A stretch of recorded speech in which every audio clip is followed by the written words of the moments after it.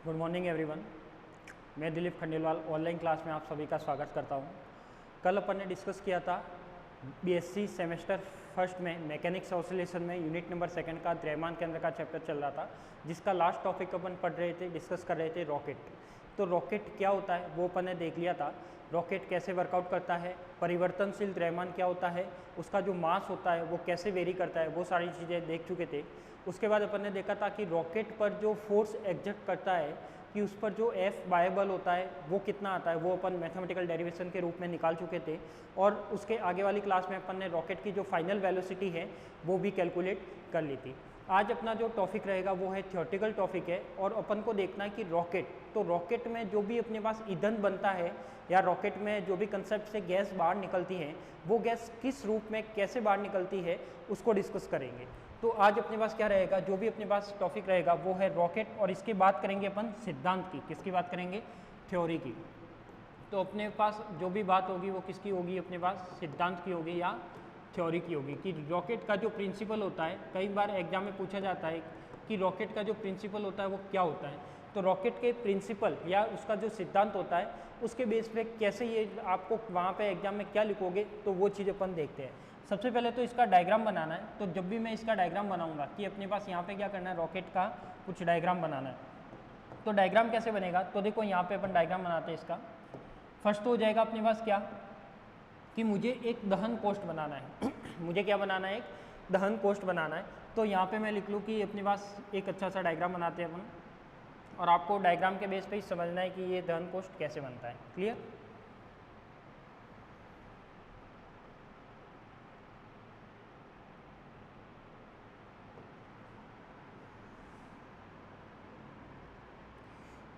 इसमें कुछ pipe type का, ये कुछ ईंधन जाने के लिए कुछ रास्ता होता है जो एक पाइप की फॉर्म में होती है। तो यहाँ पे मैं लिख सकता हूँ कि यहाँ पे क्या होगा, अपने पास एक पाइप की फॉर्म होगी या एक ट्यूब की फॉर्म होगी। तो यहाँ पे अपने पास एक ऑक्सीकारक पदार्थ जाएगा, या फिर यहाँ से क्या जा सकता है, ईंधन जा सकता है। एक नली और होती है जिसको मैं लिखता हूँ इस टाइप से।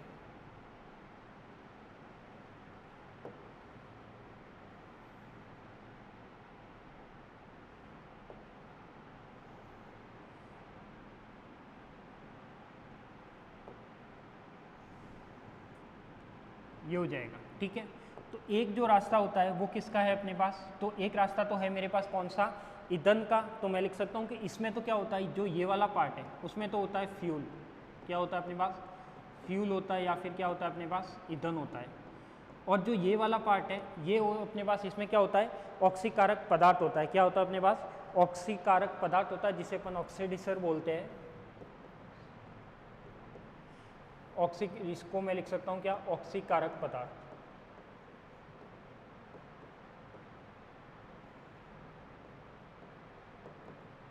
क्या लिख सकता हूँ मैं? ऑक्सीकारक पदार्थ। या फिर मैं लिख सकता हूँ यहाँ पे क्या हो जाएगा, ऑक्सीडाइजर। तो यहाँ पे हो जाएगा DESIER, ठीक है। ये वाली टर्म होती है। तो मैं लिख सकता हूँ कि यहाँ पे क्या हो जाएगा अपने पास, ये वाली टर्म हो जाएगी ये स्पेलिंग मिस्टेक है। देखो यहाँ पे जो टर्म है इसको मैं लिखूंगा कि ये वाली जो ट्यूब है उसमें कौन सा पदार्थ डाला जाता है,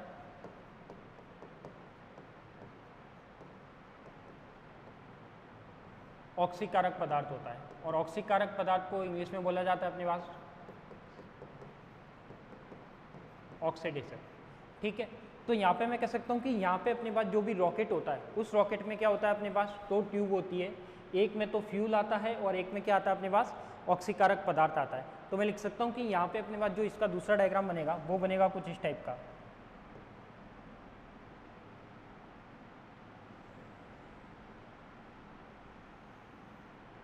ये हो जाएगा, और यहाँ पे मैं लिख सकता हूँ कि इसका जो भी मटेरियल होगा वो इस टाइप से होगा, ठीक है। अब यहाँ पे अपने पास जो भी फ्यूल है वो क्या हो जाएगा, फ्यूल यहाँ पे मिलेगा, ये वाला। तो यहाँ पे दो चैम्बर होते हैं, जिसका मैं, इसका तो नाम दे दिया मैंने, क्या होता है, दहन कोष्ठ। इसका मैंने क्या नाम दे दिया, दहन कोष्ठ। ये क्या है अपने पास, दहन कोष्ठ। देखो एग्जाम में यदि ये क्वेश्चन आ जाता है और आपसे प्रिंसिपल पूछा जाता है तो आपको एग्जाम में इस ध्यान रखना है कि जो डायग्राम बनाना है वो इस टाइप का डायग्राम बनाना है। ये तो हो जाएगा इसमें दहन कोष्ठ, इस दहन कोष्ठ के अंदर दो ट्यूब लगी होती है या दो नलियाँ लगी होती है, जिसे अपन बोलते हैं, एक को बोलते हैं कि इसके अंदर से क्या होगा, फ्यूल जाएगा, इसके अंदर से क्या होगा, फ्यूल जाएगा, यानी फ्यूल को पास कराने के लिए ये रास्ता होगा येलो वाला। और जो ऑक्सीकारक पदार्थ होगा, जो ऑक्सीडाइजर होगा या उसका ऑक्सीकारक पदार्थ और फ्यूल, ये जब भी दोनों मिलेंगे तो क्या होता है, इसका जो फ्यूल है वो जलना स्टार्ट करता है। क्या करता है अपने पास, जलना स्टार्ट करता है। तो जब भी ये जलना स्टार्ट करेगा तो इस टाइप से होगा, क्या होगा अपने पास, जलना स्टार्ट करेगा तो इस टाइप से होगा। तो मैं लिख सकता हूँ कि यहाँ पे जब भी इसमें गैस बाहर निकलती है, दहन कोष्ठ में क्या होता है, ये जलना प्रारंभ करता है और गर्म गैस जेट के रूप में बाहर निकलती है।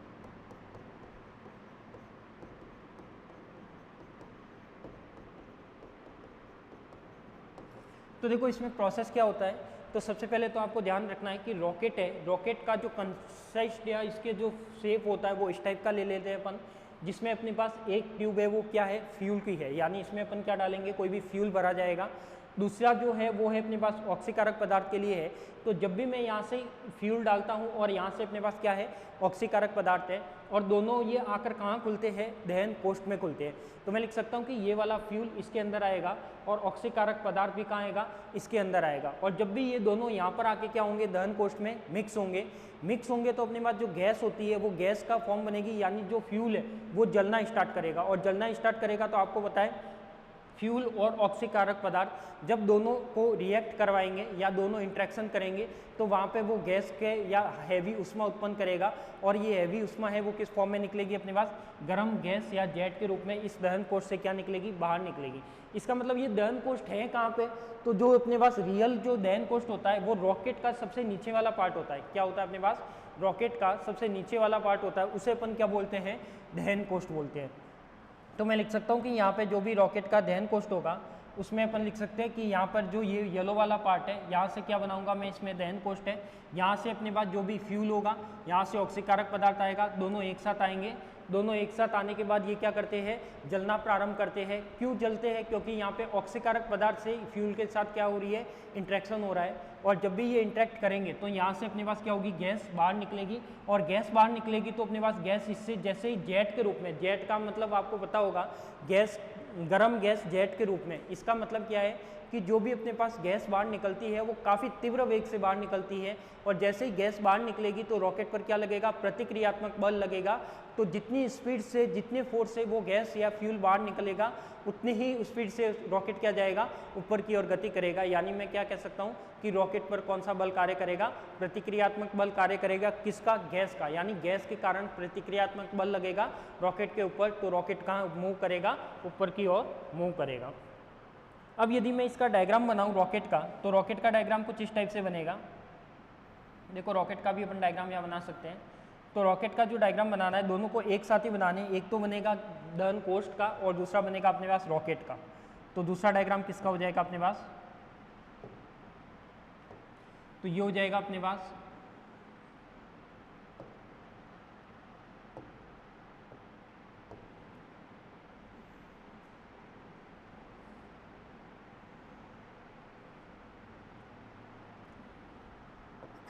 ये क्या बन रहा है, अपने पास एक रॉकेट का कंसेप्ट ले रहे हैं।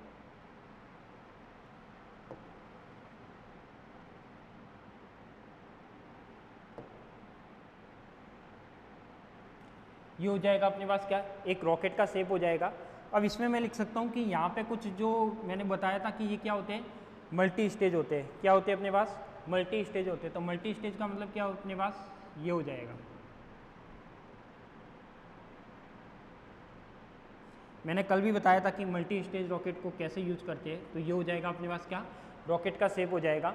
और इसके अंदर जो भी अपने पास होगा वो होगा ये वाली चीज़, यहाँ बन जाएगा। मतलब ये मैंने क्या बनाया है, एक रॉकेट बनाया है। इस रॉकेट में क्या हो जाएगा अपने पास, यदि मैं इसको कलर फिल कर देता हूँ,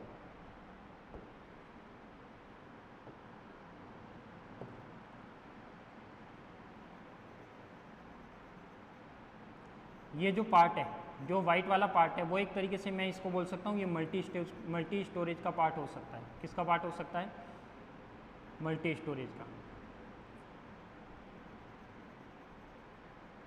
ये वाला जो पार्ट है वो किसका हो जाएगा अपने पास, मल्टी स्टोरेज का पार्ट हो जाएगा, ये वाला। अब मैं कह सकता हूँ कि इस रॉकेट के अंदर अपने पास जो भी फ्यूल है वो फ्यूल कहाँ से या गैस कहाँ से बाहर निकलती है, तो वो गैस बाहर निकलेगी यहाँ से। यहाँ से अपने पास क्या होगी, ये वाली गैस या ये वाला जो फ्यूल है वो कहाँ होगा, बाहर निकलेगा।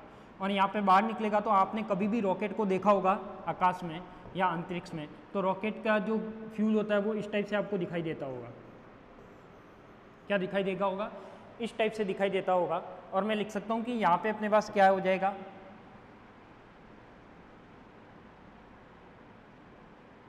ये इसमें कुछ ऐसा पार्ट भरा होता है जैसे इसमें क्या बता रहा है, ये फ्यूल बता रहा है।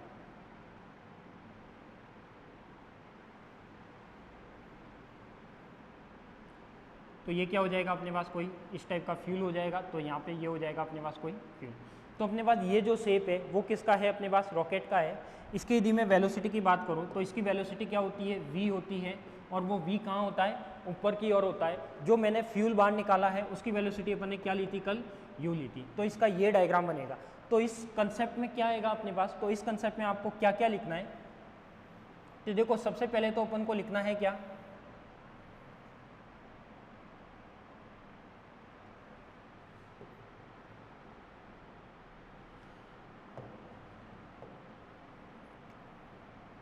देखो यहाँ पे दोनों डायग्राम एक साथ आपको दिखाई दे, ये वाला कंसेप्ट है। तो मैं लिख सकता हूँ कि यहाँ पे अपने पास क्या है, दहन कोष्ठ है। यहाँ पे अपने पास दहन कोष्ठ था। तो यहाँ पे जो ये दहन कोष्ठ वाला पार्ट है वो कौन सा, ये नीचे वाला पार्ट है। यानी गैस जेट के रूप में बाहर निकलेगी। तो ये वाला जो पिंक और येलो वाला पार्ट आपको दिखाई दे रहा है, यहाँ से ये गैस क्या होगी, जेट के रूप में बाहर निकलेगी। और यहाँ पे जो अपने पास फ्यूल है और जो ऑक्सीड कारक पदार्थ है वो यहाँ पे अपने पास क्या होगा, इसके अंदर, यानी इसमें एक दहन कोष्ठ होता है। इन दहन कोष्ठ के अंदर ये क्या करेगा, अपना जलना स्टार्ट करेगा। तो यहाँ से फ्यूल तो बाहर निकल जाएगा। और जैसे ही जितनी वेलोसिटी से जेट के रूप में फ्यूल बाहर निकलेगा तो अपने पास रॉकेट को क्या मिलेगा, प्रतिक्रियात्मक बल मिलेगा। जैसे मैंने कहा था कि यहाँ से जैसे ही फ्यूल बाहर निकला रॉकेट ऊपर की ओर गति करेगा, यानी रॉकेट की वेलोसिटी कितनी हो जाएगी, अपने पास v हो जाएगी। क्लियर। तो जब भी आपको एग्जाम में पूछा जाए कि रॉकेट का सिद्धांत क्या होता है, रॉकेट में क्या क्या होता है, तो आपको जनरली ये लिखना है कि रॉकेट में क्या होता है, एक दहन कोष्ठ होता है। दहन कोष्ठ के अंदर एक तो फ्यूल का जाने का रास्ता होता है और एक क्या होता है अपने पास, ऑक्सीडेशन या ऑक्सीकारक पदार्थ का जाने का रास्ता होता है। जब भी ईंधन और ऑक्सीकारक पदार्थ एक दूसरे से मिलते हैं, कहाँ मिलेंगे, दहन कोष्ठ के अंदर मिलेंगे। तो मैं कह सकता हूँ कि यहाँ पे जब भी ऑक्सीकारक पदार्थ और फ्यूल एक दूसरे से मिलेंगे तो ये जलना स्टार्ट करते हैं, यानी फ्यूल जलना स्टार्ट करेगा। जलना स्टार्ट करने का मतलब है ये गर्म गैस बनाएगा और जेट के रूप में उसको क्या करेगा, दहन कोष्ठ से बाहर निकालेगा। तो यहाँ पे अपना ये वाला जो पार्ट है, ये दहन कोष्ठ से गैस क्या निकालेगा, बाहर निकालेगा। और जैसे ही गैस बाहर निकलेगी तो गैस जैसे ही बाहर निकली मतलब इस रॉकेट को क्या मिलेगा, कुछ ना कुछ फोर्स मिलेगा। किसकी वजह से, गैस के बाहर निकलने की वजह से। तो मैं कह सकता हूँ कि गैस नीचे बाहर निकल रही है, उसका प्रतिक्रियात्मक बल का लग रहा है, रॉकेट को ऊपर की ओर लग रहा है। तो मैं लिख सकता हूँ कि यहाँ पर रॉकेट की वेलोसिटी क्या हो जाएगी, अपने पास v हो जाएगी। तो इसके टाइप में मैं कह सकता हूँ कि ये वाला कंसेप्ट किसका है, अपने पास रॉकेट का है। तो एग्जाम में आपको यदि डायग्राम बनाना हो तो ये भी डायग्राम बनाना है और ये भी डायग्राम बनाना है। ये वाला दहन कोष्ठ का डायग्राम है और ये वाला एक नॉर्मल रॉकेट का डायग्राम है। अब अपन को बात करना है इसमें लिखोगे क्या, तो अपन लिखने की बात करते हैं। तो सबसे पहले तो मैं ये लिखता हूँ कि रॉकेट का उपयोग कहाँ पर किया जाता है। तो आपने अच्छे से देखा है कि रॉकेट का उपयोग कहाँ पर किया जाता है। तो सबसे पहले मुझे पता है कि अंतरिक्ष में, कहाँ पर किया जाता है, अंतरिक्ष में। तो मैं लिख सकता हूँ कि यहाँ पे क्या, अंतरिक्ष में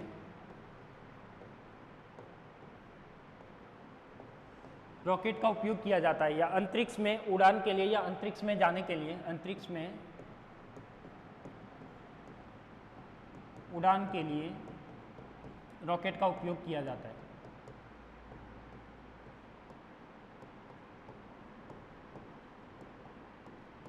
देखो इसमें थ्योरी का थोड़ा टॉपिक है, तो थ्योरी क्या लिखनी है वो आपको ध्यान रखना है। तो रॉकेट का उपयोग कहाँ किया जाएगा, अंतरिक्ष में उड़ने के लिए, या अंतरिक्ष में किसी को यान को भेजना है। या आपने देखा होगा कि जो भी रॉकेट होते हैं वो अंतरिक्ष यान में भेजे जाते हैं या अंतरिक्ष यान के रूप में भेजे जाते हैं, जहाँ पर अपने पास ये वाला कंसेप्ट रहता है, फ्यूल बाहर निकलता है, रॉकेट ऊपर की ओर मूव करता है। और अभी जैसे आपका चंद्रयान लॉन्च हुआ तो वो भी आपने वीडियो सभी ने देख रखा है कि वो कैसे लॉन्च किया गया था। तो फर्स्ट पॉइंट तो क्या हो जाएगा कि अंतरिक्ष में उड़ान के लिए रॉकेट का उपयोग किया जाता है। सेकेंड पॉइंट होगा कि रॉकेट की उड़ान कौन से नियम पर डिपेंड करती है। तो यहाँ पे मैं लिख सकता हूँ कि रॉकेट की उड़ान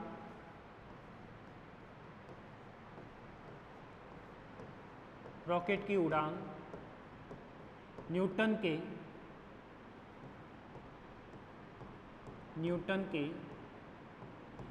तीसरे नियम पर आधारित है। न्यूटन के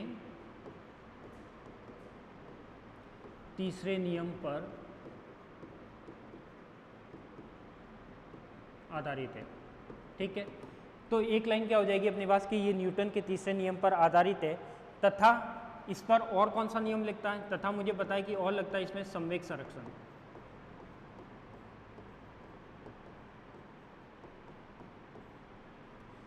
संवेग संरक्षण नियम पर भी आधारित है।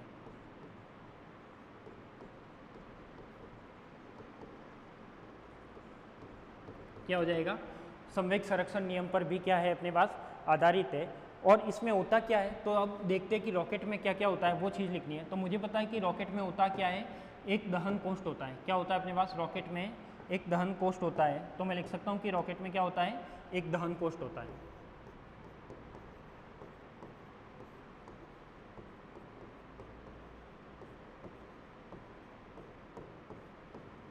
रॉकेट में क्या माना जाएगा, एक दहन कोष्ठ होता है। क्या होता है, अब इस दहन कोष्ठ के अंदर क्या होता है, तो मैं लिख सकता हूँ कि इसमें एक कोष्ठ में, यानी दहन कोष्ठ है, इसमें दो अलग अलग कोष्ठ जुड़े होते हैं, जिसके अंदर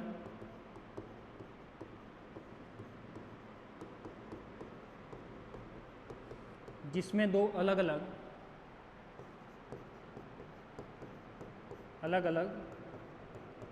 कोष्ठ जुड़े होते हैं।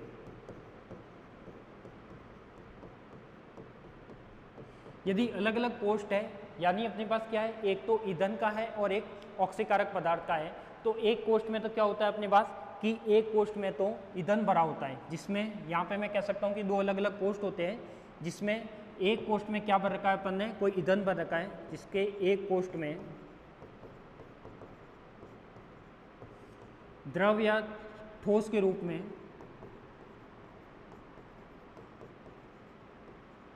ठोस या द्रव के रूप में ईंधन भरा होता है।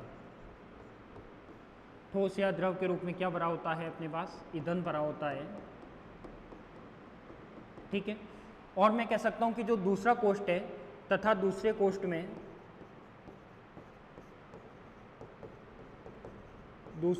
में ऑक्सीकारक पदार्थ होता है। क्या होता है अपने पास, दूसरे कोष्ठ में ऑक्सीकारक पदार्थ होता है। ये मैंने क्या ले लिए, दो कोष्ठ ले लिए। अब मुझे पता है कि जो भी इसके दो कोष्ठ है, उसमें एक में कोई ठोस है, द्रव है, और दूसरे में क्या है अपने पास, ऑक्सीकारक पदार्थ है। तो मैं लिख सकता हूँ कि जब भी दहन कोष्ठ में ईंधन और ऑक्सीकारक पदार्थ मिलते हैं, तो वो ईंधन क्या होता है, जलना प्रारंभ होता है। तो मैं लिख सकता हूँ कि यहाँ पे जब भी ऑक्सीकारक पदार्थ और ईंधन मिलते हैं, तो वो क्या करते हैं, तो मैं लिख सकता हूँ कि यहाँ पे रॉकेट के दहन कोष्ठ में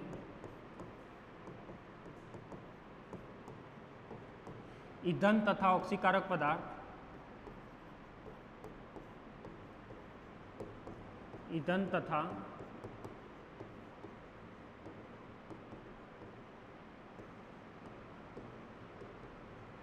तथा ऑक्सीकारक पदार्थ मिलकर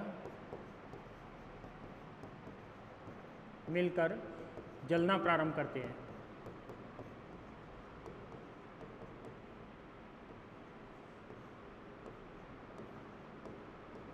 क्या करते हैं, मिलकर जलना प्रारंभ करते हैं।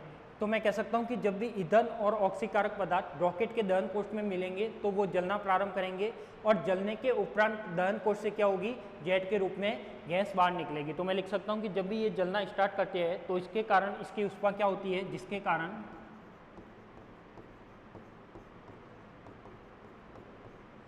इसके कारण जो उत्पन्न ऊष्मा है वो बहुत अधिक होती है।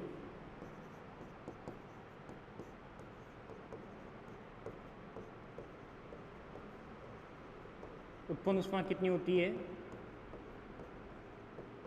बहुत अधिक होती है। और जब भी उत्पन्न ऊष्मा बहुत अधिक होती है, जिससे कोष्ठ में से या दहन कोष्ठ में से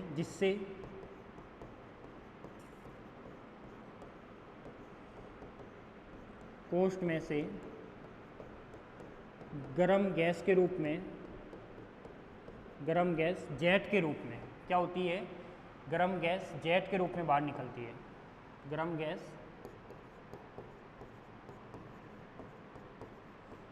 जेट के रूप में बाहर निकलती है। ठीक है, जब भी रॉकेट में होगा तो इसमें दहन कोष्ठ में दोनों मिलेंगे, दोनों मिलने के बाद ये क्या करेंगे, जलना प्रारंभ करेंगे, यानी फ्यूल इसका ऑक्सीकारक पदार्थ की वजह से इंटरेक्ट करेगा और जलना स्टार्ट होगा। और जब भी ये जलता है तो आपने देखा होगा कि इसकी जो उत्पन्न उष्मा है, यानी ऑक्सीकारक पदार्थ और फ्यूल का इंट्रैक्शन होगा या रिएक्शन होगी इन दोनों के बीच में, तो बहुत हैवी उष्मा उत्पन्न होती है।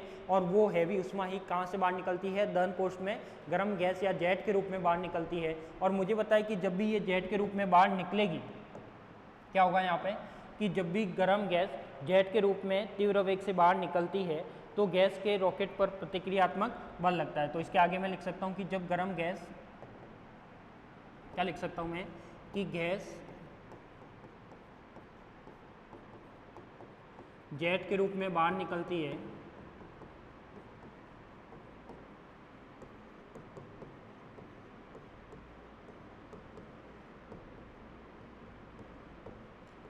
गर्म गैस जेट के रूप में बाहर निकलती है, क्या निकलती है, जेट के रूप में बाहर निकल रही है। और जब भी जेट के रूप में बाहर निकलेगी जिससे रॉकेट पर प्रतिक्रियात्मक बल लगता है, जिससे रॉकेट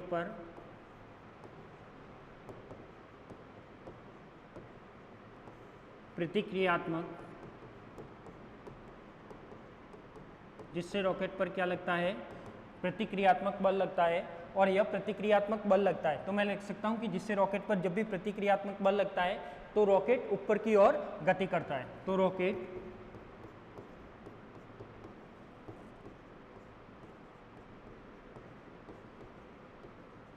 रॉकेट क्या होगा, ऊपर की ओर गति करेगा।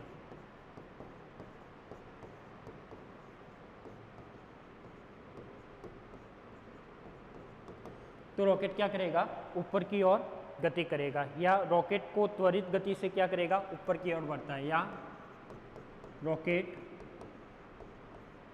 त्वरित गति से ऊपर की ओर बढ़ता है। रॉकेट त्वरित गति से ऊपर की ओर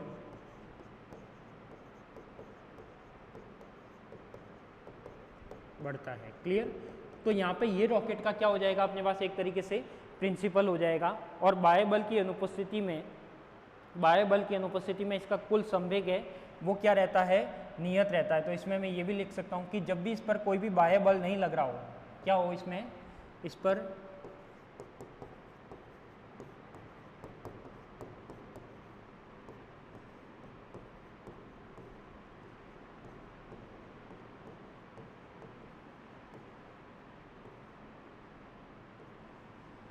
बाह्य बल की अनुपस्थिति में कुल संवेग नियत रहता है। बाह्य बल की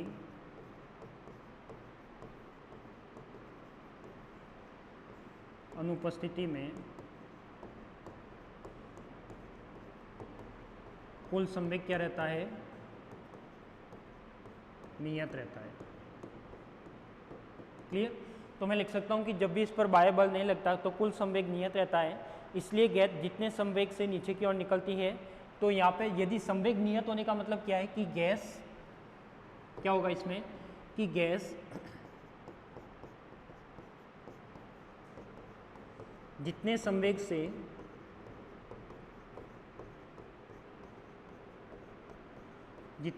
से नीचे की ओर निकलती है,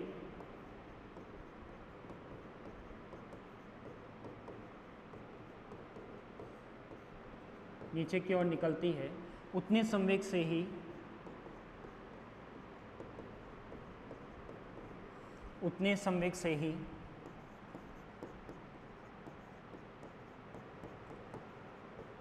रॉकेट ऊपर की ओर गति करता है।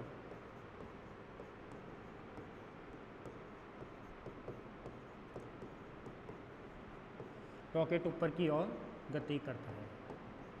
तो एग्जाम में यदि ये पूछा जाए कि रॉकेट का प्रिंसिपल क्या कहता है, तो इतनी चीज़ें आपको वहाँ पे क्या करनी है, नोट डाउन करनी है। तो ये पूरा इसका पहले तो इसका प्रोसेस होगा, इसका डायग्राम होगा, और आपको ध्यान रखना है कि ये मैंने थ्योरी जो लिखी है वो एजीटी थ्योरी आपके नोट्स में भी होनी चाहिए।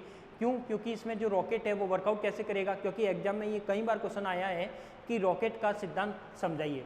तो रॉकेट का सिद्धांत में क्या समझाना है आपको, उसका डायग्राम समझाना है, दहन कोष्ठ के बारे में बताना है, और रॉकेट में क्या क्या इंपॉर्टेंट लाइन है वो बतानी है। और जो भी लैंग्वेज लिखोगे वो लैंग्वेज क्या लिखनी है, आपकी लैंग्वेज में लिखनी है, ना कि बुक की लैंग्वेज यूज़ करनी है। तो आपकी लैंग्वेज में आप इसे एज इट इज़ लिख सकते हो। तो देखो अपन ने क्या क्या लिखा, एक बार मैं वापस रिपीट कर देता हूँ।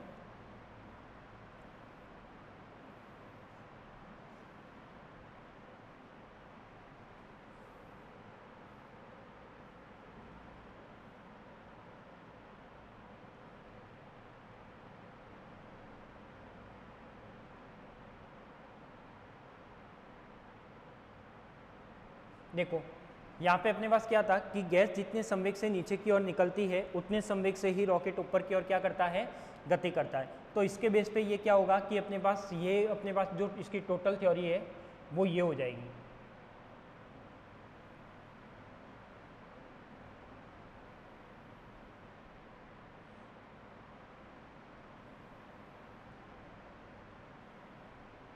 तो देखो सबसे पहले आपको फर्स्ट तो ये क्या करना है, डायग्राम बनाना है।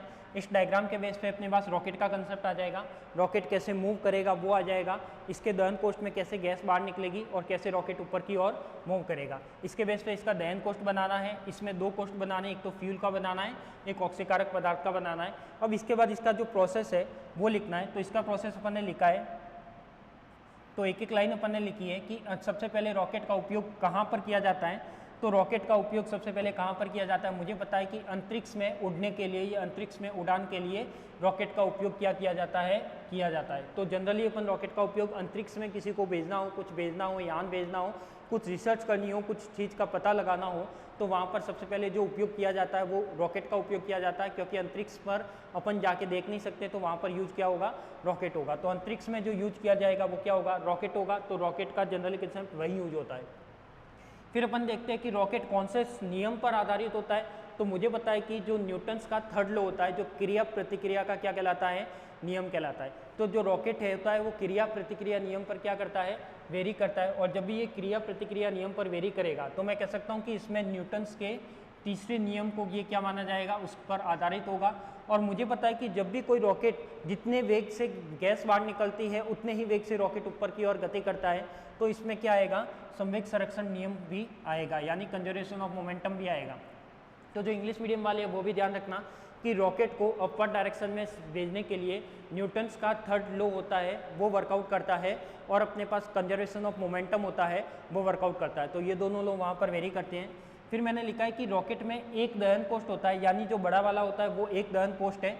इस दहन कोष्ठ में, एक दहन कोष्ठ के अंदर दो अलग अलग कोष्ठ होते हैं। क्या है, अपने पास एक बड़ा सा दहन कोष्ठ होता है जिसमें दो अलग अलग फ्यूल डालने के लिए और ऑक्सीकारक पदार्थ डालने के लिए दो अलग अलग कोष्ठ होते हैं। तो यहाँ पे मैंने लिख लिया कि इसके एक कोष्ठ में क्या होते हैं, दो अलग अलग कोष्ठ होते हैं, जिसमें एक कोष्ठ में ठोस या द्रव के रूप में क्या भरा होता है, ईंधन भरा होता है।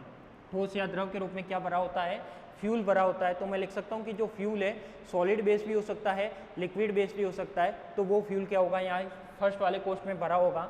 सेकंड कोष्ठ में क्या होता है, अपने पास ऑक्सीकारक पदार्थ होता है। सेकंड कोष्ठ में क्या होता है, अपने पास ऑक्सीकारक पदार्थ होता है। और जब भी फ्यूल और ऑक्सीकारक पदार्थ एक दूसरे से मिलते हैं, क्या अपने पास, जब भी फ्यूल यानी रॉकेट के दहन कोष्ठ में ईंधन तथा क्या हो जाएगा अपने पास, ऑक्सीकारक पदार्थ,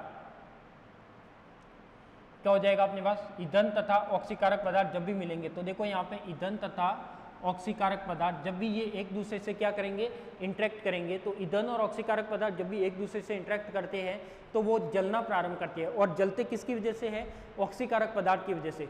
तो यहाँ पे मैं कह सकता हूँ कि कोई भी सॉलिड का फ्यूल हो या लिक्विड का फ्यूल हो, यदि वो ऑक्सीकारक पदार्थ से रिएक्ट करेगा तो यहाँ पर गैस उत्पन्न करेगा या उष्मा उत्पन्न करेगा। तो मैं लिख सकता हूँ कि यहाँ पे क्या करेगा, ये मिलकर जलना प्रारंभ करते हैं। इसके कारण इसमें उत्पन्न उष्मा बहुत अधिक होती है। तो जो उष्मा होती है वो बहुत अधिक होती है, और इस उष्मा से गर्म गैस के रूप में ही क्या निकलती है, ये जेट के रूप में बाहर निकलेगी। तो जब भी दोनों मिलकर कोई गैस का निर्माण करेंगे और गैस की ऊष्मा अधिक होगी और वो गैस जेट के रूप में क्या निकलेगी, बाहर निकलेगी। तो इसके बाद अपन ने लिखा है कि जब भी गैस जेट के रूप में बाहर निकलती है, क्या लिखा अपन ने कि जब भी गैस रॉकेट में जेट के रूप में बाहर निकलती है तो मुझे पता है कि रॉकेट पर प्रतिक्रियात्मक बल न्यूटन्स के थर्ड लॉ के अकॉर्डिंग कार्य करता है। तो क्या कौन सा बल काम करेगा, एंटी रिएक्शन फोर्स या प्रतिक्रियात्मक बल कार्य करेगा। तो रॉकेट ऊपर की ओर क्या करता है, गति करता है, और रॉकेट की जो गति होती है वो क्या होती है, त्वरित गति होती है। त्वरित गति होने का मतलब क्या है कि स्टार्टिंग में अपने पास जो रॉकेट की वेलोसिटी थी वो क्या थी, 0 थी। जैसे अपन ने फ्यूल और ऑक्सीकारक पदार्थ को मिलाया तो वहाँ पे रॉकेट की त्वरित गति यानी अचानक से वो रॉकेट ऊपर की ओर बढ़ता है, यानी जिसका त्वरण 0 था वो 0 न होकर अब हाई स्पीड से अचानक ऊपर की ओर बढ़ता है। और जब भी वो अचानक हाई स्पीड से ऊपर की ओर बढ़ेगा तो उसी को मैं क्या बोलता हूँ, त्वरित गति या सडनली होने वाली गति या अचानक होने वाली गति होती है, वो क्या कहलाती है अपने पास, त्वरित गति कहलाती है। और कहाँ पर होगी, ऊपर की ओर होगी। फिर अपन ने लिखा है कि यदि मैं बाह्य बल को यहाँ से हटा दूँ, यानी मैं क्या कर दूँ, F external is equal to क्या कर दूँ, 0 कर दूँ। तो मैंने कल एक टर्म निकाली थी कि एफ एक्सटर्नल होता है वो संवेग में परिवर्तन की दर के क्या होता है, इक्वल होता है। यदि मैंने कह दिया कि बाह्य बल की अनुपस्थिति है, क्या है अपने पास, बाह्य बल की अनुपस्थिति है, तो देखो यहाँ पे मैं कह सकता हूँ कि F external is equal to क्या होता है अपने पास, डी पी अपॉन में डी टी होता है। यदि मैंने इसको क्या कर दिया, अनुपस्थित कर दिया, अनुपस्थित होने का मतलब है इसकी वैल्यू क्या हो गई, 0 हो गई, तो P इज इक्वल टू यहाँ पे क्या हो जाएगा अपने पास, कांस्टेंट हो जाएगा।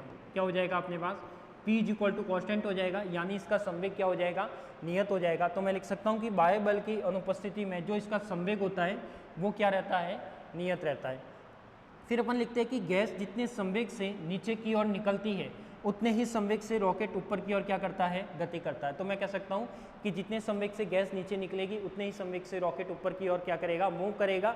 यदि गैस की वेलोसिटी ज़्यादा है तो रॉकेट ज़्यादा वेलोसिटी से मूव करेगा, यदि गैस की वेलोसिटी कम है तो रॉकेट कम वेलोसिटी से क्या करेगा, मूव करेगा। क्लियर। तो ये वाला कंसेप्ट तो किसका था, रॉकेट का सिद्धांत का कंसेप्ट था। अब अपने पास एक टॉपिक और आता है जिसे अपन बोलते हैं बहुचरणीय रॉकेट। क्या बोलते हैं अपन, बहुचरणीय रॉकेट। तो अपन बात करेंगे किसकी, बहुचरणीय रॉकेट की। अब देखो बहुचरणीय रॉकेट यानी मल्टी स्टेज रॉकेट, क्या बोलते हैं इसे, मल्टी स्टेज रॉकेट। तो इसका एक कंसेप्ट तो मैंने बताया भी था आपको कि मल्टी स्टेज रॉकेट क्या होता है, तो कल वाली क्लास में थोड़ा बहुत पार्ट डिस्कस किया था। तो अब अपना जो नेक्स्ट टॉपिक रहेगा वो रहेगा बहुचरणीय रॉकेट। ये भी थ्योरेटिकल टॉपिक है।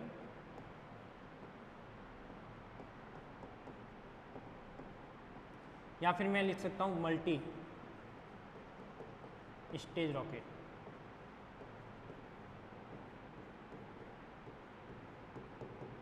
क्या हो जाएगा, मल्टी स्टेज रॉकेट। अब ये मल्टी स्टेज रॉकेट कैसे बनाए जाते हैं, तो आपने देखा होगा, यदि आपने अभी चंद्रयान का जो वीडियो था वो देखा है तो आपको पता होगा, क्या पता है कि इसके बेस पे जो बनाया जाता है रॉकेट वो कैसे कंस्ट्रक्ट किया जाता है। तो इसको मैं एक डायग्राम के बेस पे आपको क्लियर करने की ट्राई करता हूँ। ये इस टाइप का कोई इसमें फ्यूल ले लेते हैं, यहाँ से जो गैस होती है वो क्या निकलती है, ईंधन के रूप में, फ्यूल के रूप में क्या निकलती है, बाहर निकलती है। यानी ये इसके दहन कोष्ठ हो जाएगा और इसमें जो गैस बाहर निकलेगी वो इस टाइप से निकलेगी जो अभी अपन ने बनाया था। ये वाला कंसेप्ट आ जाएगा। ठीक है। अब मैं कह सकता हूँ कि यदि ये वाली गैस बाहर निकलती है, क्या कह सकता हूँ, ये वाली गैस बाहर निकलती है, तो यहाँ पे जो कंसेप्ट आएगा वो क्या आ जाएगा अपने पास, ये अपना रॉकेट हो गया, ये क्या हो गया अपना रॉकेट हो गया। अब देखो रॉकेट में अलग अलग स्टेज होती है। अलग अलग स्टेज का मतलब क्या है, जैसे मैंने फर्स्ट एक सिंगल स्टेज बना दी, क्या बना दी, ये तो मेरे पास क्या है, सिंगल स्टेज का डायग्राम है। अब इसको डबल स्टेज करने के लिए क्या करें, तो यहाँ पे मैं कर देता हूँ कि ये वाला मैंने क्या कर दिया, इसमें एक स्टेज लगा दी। क्या कर दिया, ये मैंने क्या लगा दी, एक स्टेज लगा दी। ये क्या हो गई अपने पास, एक स्टेज हो गई ये। तो मैं लिख सकता हूँ कि इसमें एक स्टेज है, तो एक स्टेज में ये मैंने क्या कर दिया, डॉट डॉट डॉट कर दिया, ये हो जाएगा। ये क्या है अपने पास, सिंगल स्टेज है। अब इसके ऊपर और भी स्टेज होती है, तो आपने अभी कोई वीडियो देखा होगा, टीवी में देखा होगा, तो मूवी में देखा होगा, तो जब भी ये ऊपर जाएगा तो एक इसकी एक लिमिट होती है। जैसे मैंने कह दिया कि कोई सिंगल स्टेज क्या है अपने पास, सिंगल स्टेज रॉकेट है। तो मान लिया कि मेरे पास सिंगल स्टेज रॉकेट है, यदि क्या है अपने पास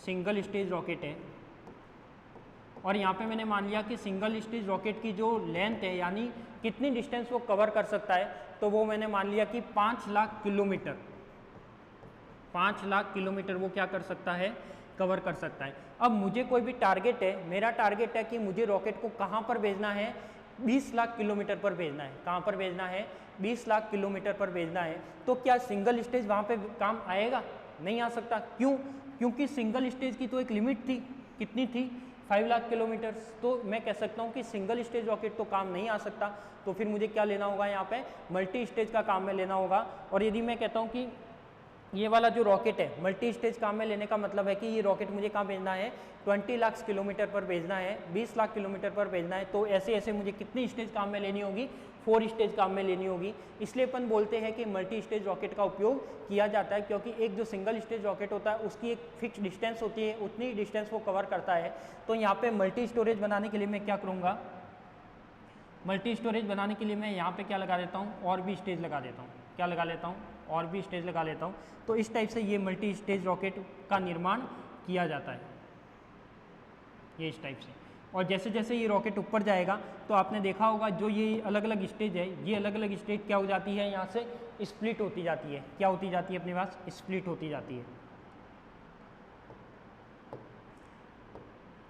तो ये वाली जो अलग अलग स्टेज थी वो यहाँ पे क्या हो जाएगी, स्प्लिट हो जाएगी। तो ये मैं बहुचरणीय रॉकेट की बात करता हूँ। तो इसके अंदर जो भी फ्यूल था, तो देखो 1 2 3 4 स्टेज का मैंने रॉकेट बनाया। इसमें और भी आप स्टेज ले सकते हो। तो मैं लिख सकता हूँ कि यहाँ पे अलग अलग स्टेज होती है, उसके बेस पे ये क्या होता है, बनता है। तो मैं लिख सकता हूँ कि ये अलग अलग स्टेज जैसे जैसे वेरी करेगी तो ये रॉकेट क्या बढ़ेगा, ऊपर की ओर बढ़ेगा। तो मैं लिख सकता हूँ कि जब जब ये रॉकेट ऊपर की ओर बढ़ता है, अलग अलग स्टेज क्या करती हैं, वेरी करती हैं। तो एक ज़्यादा डिस्टेंस, यानी इसमें मैं यदि 4 स्टेज का ले लूँ तो 4 स्टेज में मुझे पता है कि ये 20 किलोमीटर्स आराम से, यानी 20 लाख किलोमीटर्स आराम से उसको क्या कर सकता है, कवर कर सकता है। तो मल्टी स्टोरेज का मतलब या मल्टी स्टेज का मतलब यही होता है कि एक चरणीय रॉकेट कहीं पर यूज कम किया जा सकता है। क्यों, क्योंकि उस फिक्स डिस्टेंस होती है, तो वो ज़्यादा डिस्टेंस पर नहीं जा सकता, और ज़्यादा डिस्टेंस पर नहीं जा सकता तो मुझे क्या लेना होगा, यहाँ पे मल्टी स्टोरेज काम में लेना होगा। तो इसका मीनिंग तो आपको पता लग गया होगा कि मल्टी स्टोरेज क्या होता है। अब इसकी थ्योरी में क्या लिखना है, तो सबसे पहले तो मुझे ये लिखना है इसकी थ्योरी में कि सिंगल स्टेज रॉकेट में क्या कमी थी कि उसको मल्टी स्टोरेज में यूज़ लेना पड़ा। तो यहाँ पे मैं लिख सकता हूँ कि सिंगल स्टेज में क्या कमी थी। तो एक चरणीय रॉकेट को मैं लिख सकता हूँ कि एक चरणीय रॉकेट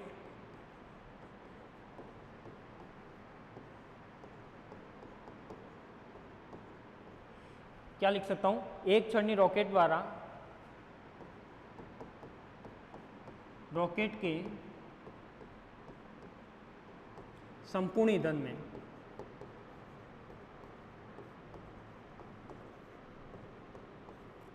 एक चरणीय रॉकेट द्वारा रॉकेट के संपूर्ण ईंधन में या संपूर्ण ईंधन के जलने पर, संपूर्ण ईंधन के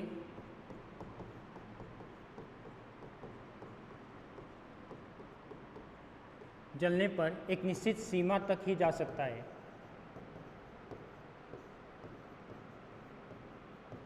कहाँ जा सकता है, एक निश्चित सीमा तक ही अधिकतम वेग प्राप्त कर सकता है। एक निश्चित सीमा तक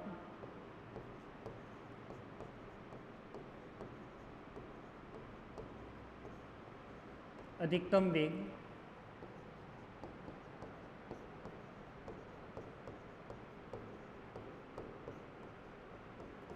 क्या हो सकता है, एक निश्चित सीमा तक अधिकतम वेग प्राप्त करना संभव होता है। तो किसी भी स्थिति में एक चरणीय रॉकेट अधिक वेग प्राप्त नहीं कर सकता, यानी ज़्यादा हाई वेलोसिटी ये प्राप्त नहीं कर सकता। तो मैं कहता हूँ कि यदि मेरे पास सिंगल स्टेज है, तो जब भी सिंगल स्टेज यानी एक स्टेज का फ्यूल ख़त्म हो गया, एक स्टेज का फ्यूल ख़त्म हो गया, जैसे उसने कुछ वेलोसिटी या कुछ वेलोसिटी के बेस पे डिस्टेंस कवर कर ली, फिर वो दूसरे जो स्टेज था, दूसरा जो मल्टी स्टेज था, तो सेकंड स्टेज था, सेकंड स्टेज का फ्यूल जलना स्टार्ट होगा, सेकंड का खत्म होगा तो थर्ड जलना स्टार्ट होगा, थर्ड का खत्म होगा तो फोर्थ जलना स्टार्ट होगा। इस तरीके से वो अपने टारगेट पर पहुंचेगा। तो मैं लिख सकता हूँ कि यहाँ पे क्या होगा कि जब भी निश्चित सीमा तक ही अधिकतम वेग प्राप्त कर सकता है, एक चरणीय रॉकेट अधिकतम वेग बहुत ज़्यादा वेग प्राप्त नहीं कर सकता। तो यहाँ पे मैं इसकी कमी क्या थी, इसकी कमी ये थी, इसमें मैं लिख सकता हूँ कि एक चरणीय रॉकेट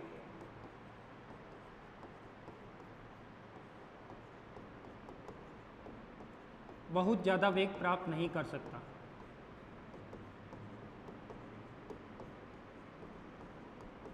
बहुत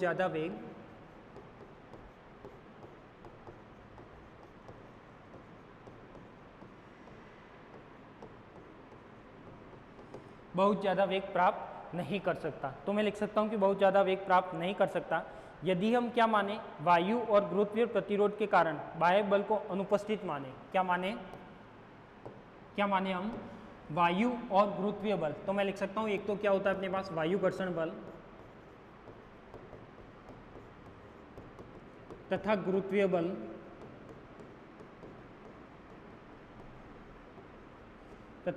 बल के